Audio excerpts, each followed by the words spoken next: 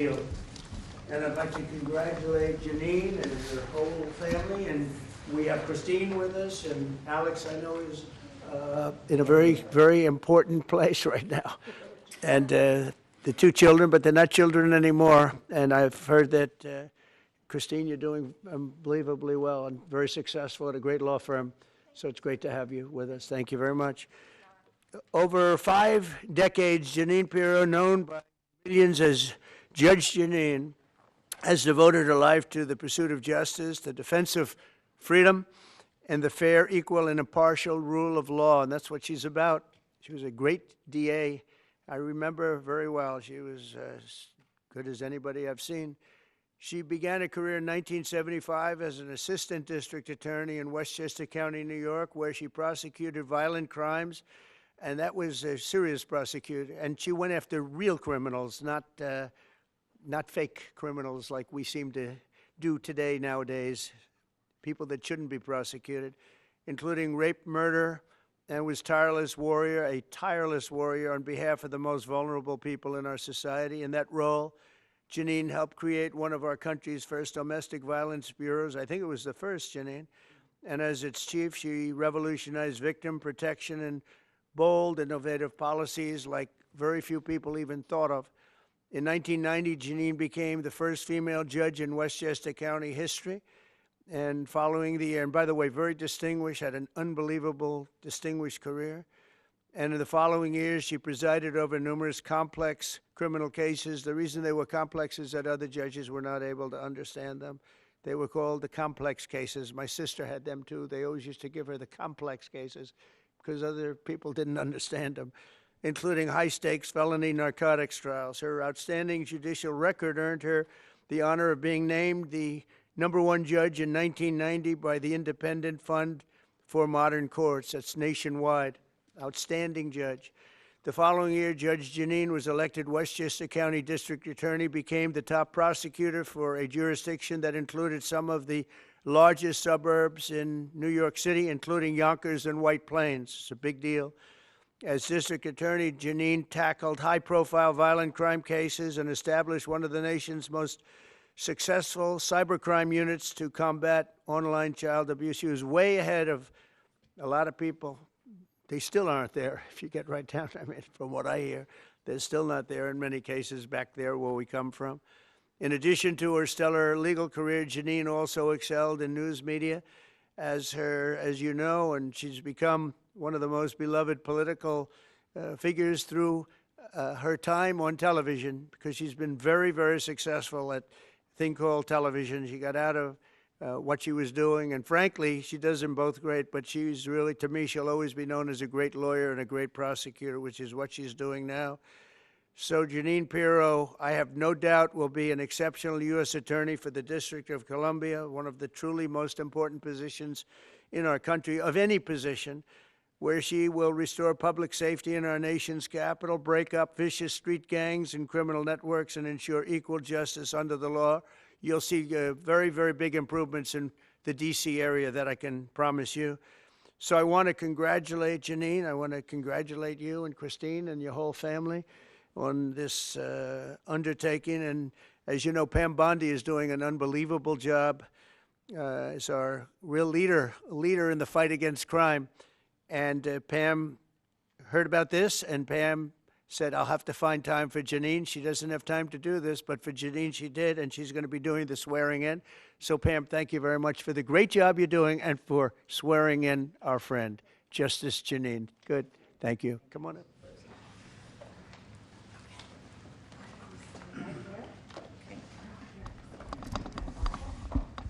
Oh, you're there. There we go.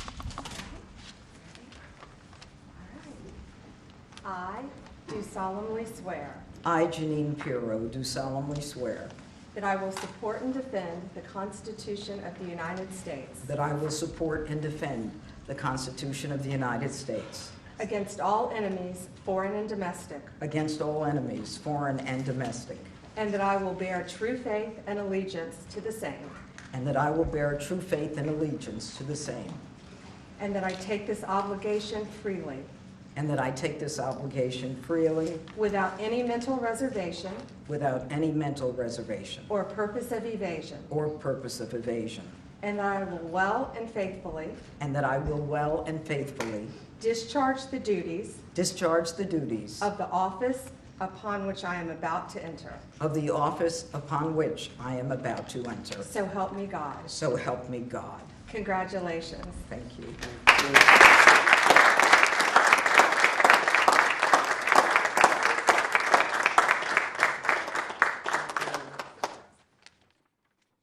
Thank you, Mr. President, and thank you, Madam Attorney General, both my friends for many years. Long ago, I went to law school to study about justice and to bring justice to victims of violent crimes, women, children, and the elderly. I fought to give them a voice in a system that was both blind and deaf to their concerns. I dedicated my heart and soul to making sure that there was a system that responded to them. My profile and my prosecutorial successes garnered public attention, and my life took unexpected turns. Through all of this, President Trump, you have remained as steadfast as one of my earliest supporters and champions. You never wavered. You were always steadfast, trustworthy, and confident. Today, Mr. President, you bring me back to my roots. And it is a larger arena, but no less an arena where we need justice, where we need to send a message that justice will be honored in the District of Columbia. And just last week, here in our nation's capital, two people on the brink of beginning their life had hopes and dreams that were never realized because a cold-blooded murderer made a decision to shoot them down on the streets on a cold, rainy night in our nation's capital. This will not go without just accounting. My voice should be heard loud and clear. No more tolerance of hatred, no more mercy for criminals. Violence will be addressed directly with the appropriate punishment. And this city will again become a shining city on a hill in an America that President Trump has promised to make great again and will make safe again. Mr. President, America thanks you, and I thank you.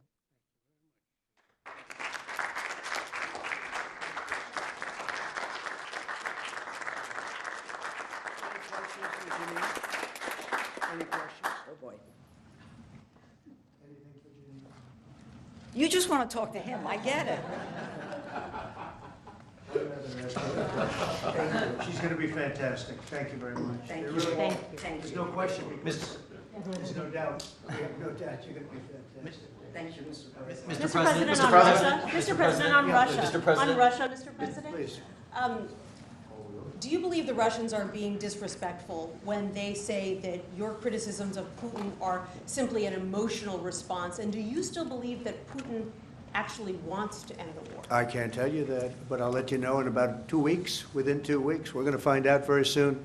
We're going to find out whether or not he's tapping us along or not. And if he is, we'll respond a little bit differently. But it'll take about a week and a half, 2 weeks. We have Mr. Witkoff is here, who's doing a phenomenal job, is dealing with them very strongly right now. They seem to want to do something, but until the document is signed, I can't tell you. Nobody can. I can say this. That I'm very disappointed at what happened a couple of nights now, where people were killed in the middle of what you would call a negotiation. I'm very disappointed by that. Very, very disappointed. Yeah, please. You've called for an end to the Gaza war. Given the growing humanitarian crisis and the decision of Prime Minister Netanyahu to expand the military operation, do you have any frustration with his handling of the situation of the war? No, we're dealing with the whole situation in Gaza. We're getting food to the people of Gaza. It's It's been a very nasty situation, very nasty fight. October 7th was a very nasty day, the worst that I think I've ever seen. It was a horrible day, and people aren't going to forget that either. So we'll see how that all works out. And Steve, would you want to say a couple of words about Gaza because you just have some information? Steve Witkoff, do you want to come up for a second? You might give them a little bit of information as to what's happening with Gaza and also Israel. We're having some very good talks with Iran. We'll find out whether that means anything, but we're having good talks. Congratulations. Well, hi everybody. I think that we are on the precipice of sending out a new term sheet that hopefully will be delivered later on today. The President is going to review it, and I have some very good feelings about getting to a long-term resolution, temporary ceasefire, and a long-term resolution, a peaceful resolution of that conflict. Mr. President, you said It's having to do with Iran. We're having very good talks with Mr. President, you said yesterday that Putin is playing with fire. What will be the consequences for Russia if Russia continues Well, to I'm not attack? going to tell you exactly, but the words speak pretty loud. We're not happy about that situation. I think we're doing very well with Iran. I think we're doing very well with Gaza, but we are doing very well with Iran, and I think we're going to see something very sensible, because there are only two outcomes. You know what the two outcomes is: a smart outcome and there's a violent outcome, and I don't think anybody wants to see the second. But I think we've made a lot of progress, and we'll see. You know, they still have to agree to the final stages of a document, but I think you could be very well surprised what happens there, and it'd be a great thing for them. They could have a great country into the future. Yeah. Mr. President, Elon Musk in a television interview criticized the one big, beautiful bill, saying he was disappointed it didn't cut enough, essentially, that it undercut the DOGE efforts. What's your reaction to that? Well, the reaction's a lot of things. Number one, we have to get a lot of votes. We can't be cutting. We need to get a lot of support, and we have a lot of support. We had to get it through the House. The House was. We have no Democrats. You know, if it's up to the Democrats, they'll take the 65% increase. You know, if that doesn't get approved, this country is going to have a 65% increase in taxes and lots of other problems, big problems, almost bigger than that.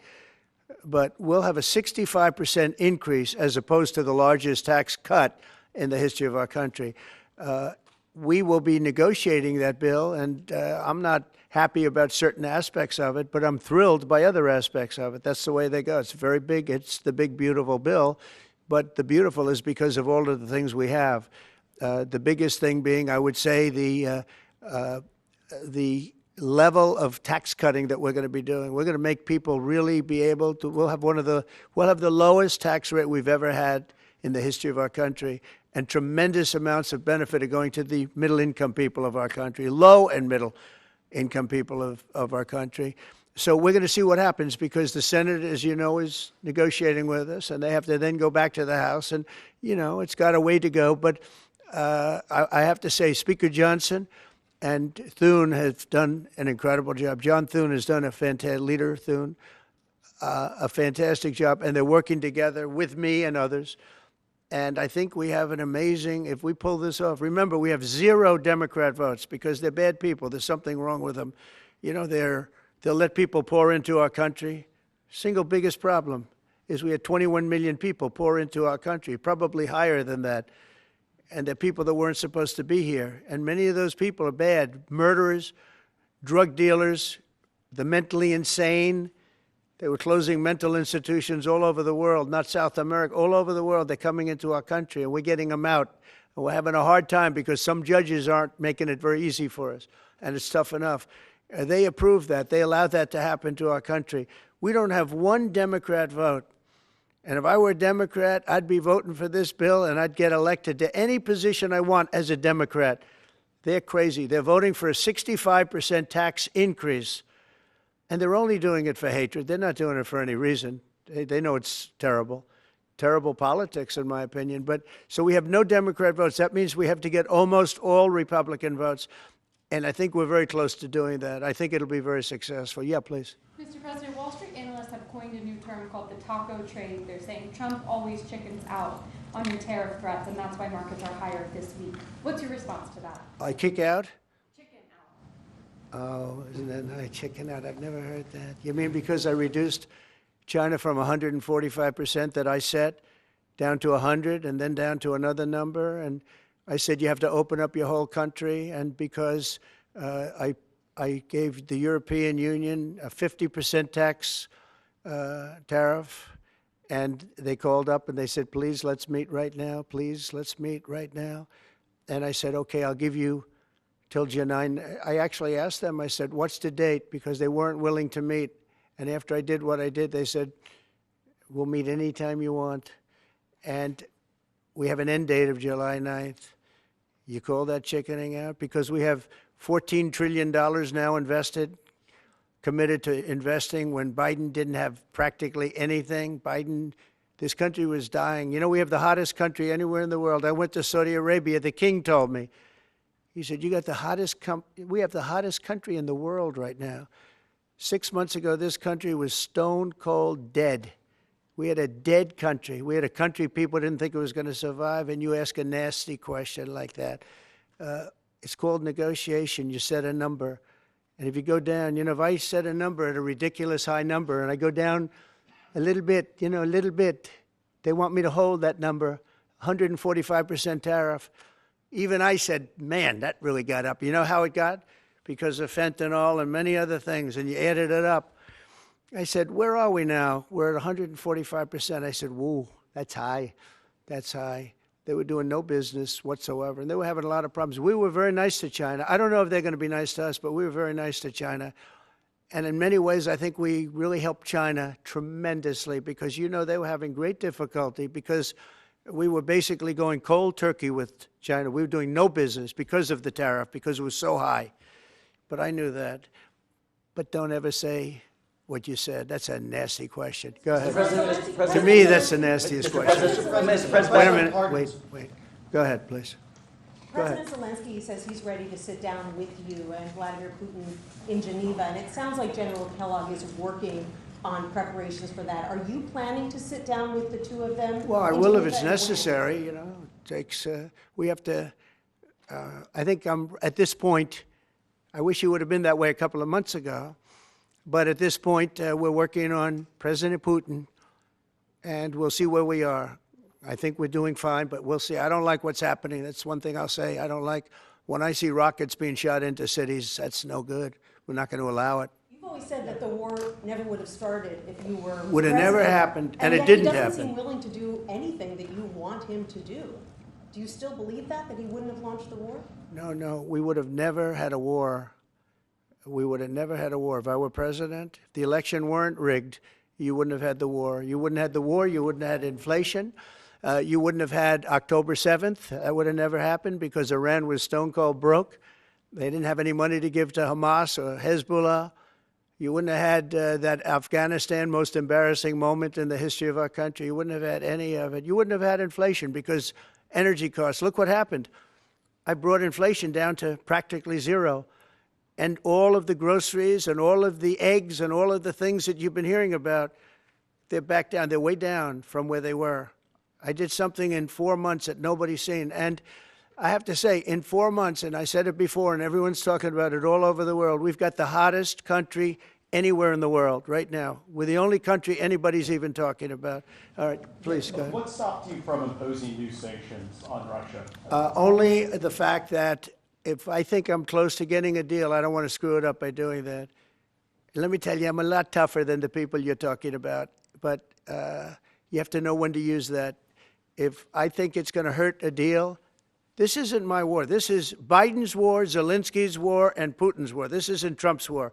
I'm only here for one thing, to see if I can end it, to save 5,000 lives a week and a lot of money, the money being much less important, because I made that money. I went to Saudi Arabia, Qatar, and UAE, and we brought back $5.1 trillion.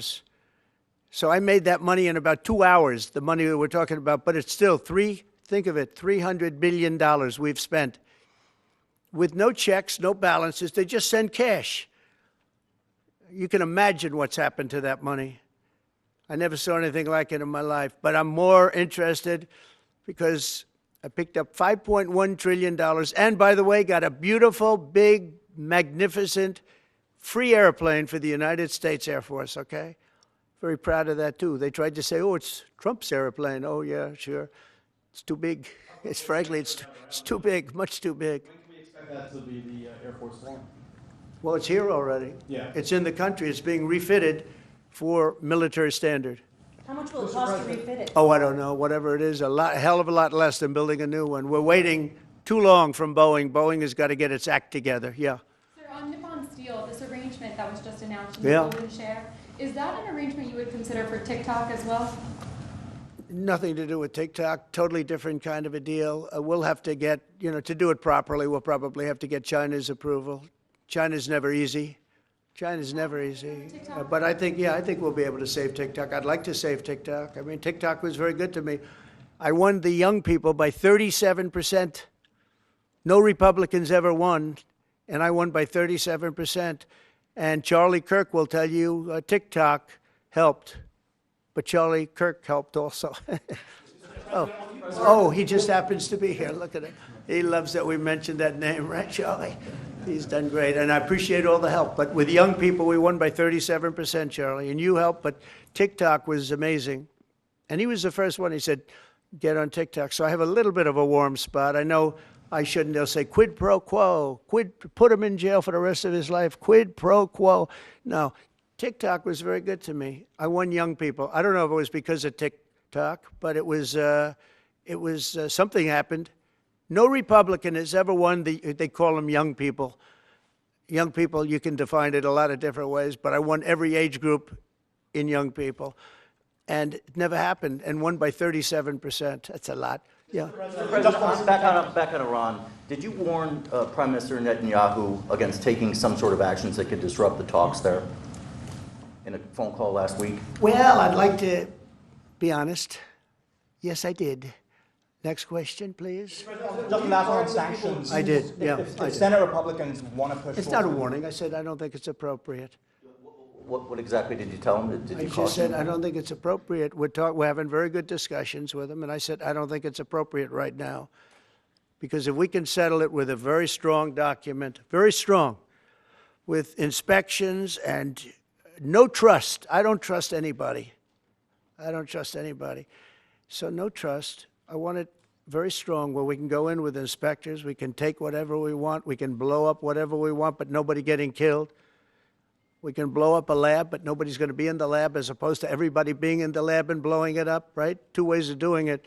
Yeah, I told him this would be inappropriate to do right now because we're very close to a solution. Now, that could change at any moment.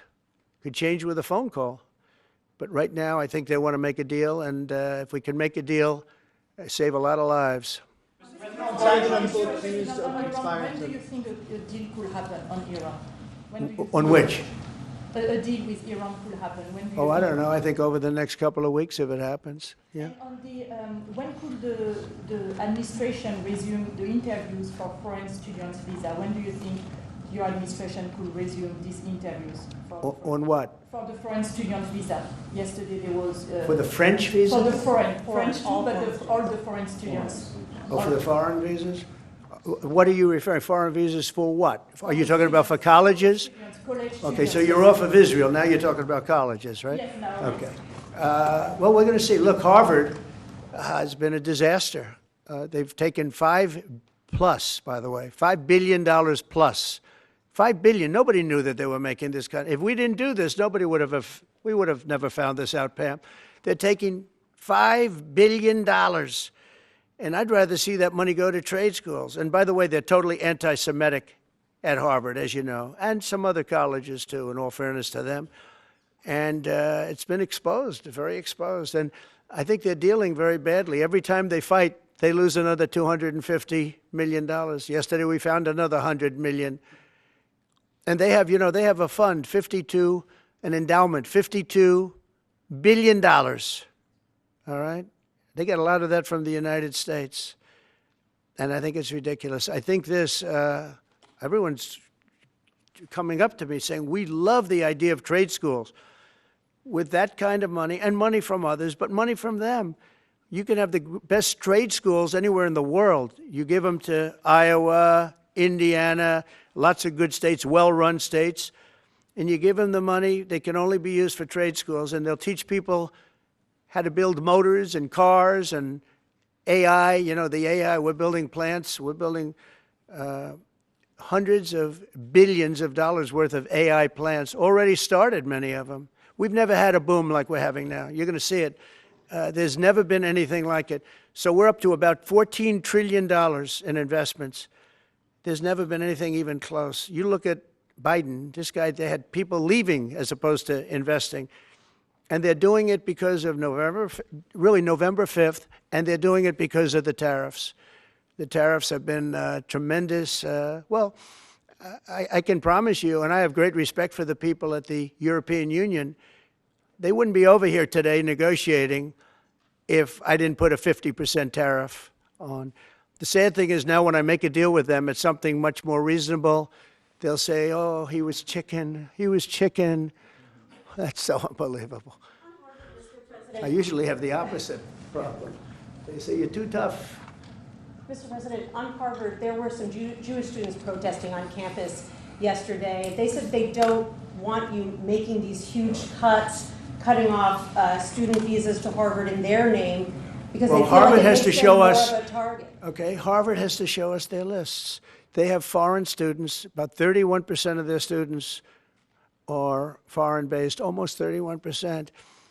We want to know where those students come. Are they troublemakers? What countries do they come? And we're not going to, if somebody is coming from a certain country and they're 100% fine, which I hope most of them are, but many of them won't be, you're going to see some very radical people. They're taking people from areas of the world that are very radicalized, and we don't want them making trouble in our country. So I saw yesterday that in the middle of the UK, there was a nice young man. He wants to go back to school at Harvard, and he looked good to me, but I want to check his past. But we want to be able to see why, you know, these countries aren't helping us. They're not investing in Harvard and all of our, we are. So why would 31%, why would a number so big? I think, number one, I think they should have a cap of maybe around 15%, not 31%. We have people who want to go to Harvard and other schools. They can't get in because we have foreign students there. But I want to make sure that the foreign students are people that can love our country. We don't want to see shopping centers exploding. We don't want to see the kind of riots that you had. And I'll tell you what, many of those students didn't go anywhere. Many of those students were troublemakers caused by the radical left lunatics in this country. All right, one more question. President, on Harvard, Yeah, go ahead, please. Will you pardon the people who are accused of conspiring to kidnap Michigan Governor Gretchen Whitmer? I'm going to look at it. I will take a look at it. It's been brought to my attention. I did watch the trial. It looked to me like somewhat of a railroad job. I'll be honest with you. It looked to me like some people said some stupid things. You know, they were drinking, and I think they said stupid things. But I'll take a look at that. And a lot of people are asking me that question from both sides, actually. A lot of people think they got railroaded. A lot of people think they got railroaded. And probably some people don't. One more. Go ahead. Yeah. How will the confrontation with Harvard end? Do you foresee? I don't know. I don't know. Harvard's got to behave themselves. Harvard is treating our country with great disrespect, and all they're doing is getting in deeper and deeper and deeper. They've got to behave themselves. You know, I'm looking out for the country and for Harvard. I want Harvard to do well. I want Harvard to be great again, probably, because how could it be great? How could it be great when you have Harvard announced 2 weeks ago that they are going to teach remedial mathematics, remedial, meaning they're going to teach low-grade mathematics, like 2 + 2 is 4. How did these people get into Harvard if they can't do basic mathematics? How did they do it? I mean, people with 1,600 on their boards don't get in, and they're letting people in, and they're bragging about how they're teaching them basic mathematics. Where did these people come from? So we have to look at the list, and Harvard has to understand the last thing I want to do is hurt them. They're hurting themselves. They're fighting. You know, Columbia has been really, they were very, very bad what they've done. They're very anti-Semitic and lots of other things. But they're working with us on finding a solution. And, you know, they're taking off that hot seat. but Harvard wants to fight. They want to show how smart they are, and they're getting their ass kicked. Thank you very much, everybody. Thank you, guys. Thank you, guys. Headed right back out this door. Thanks, guys. Thank you. So great. You are so great. Thank you. Good luck, everybody.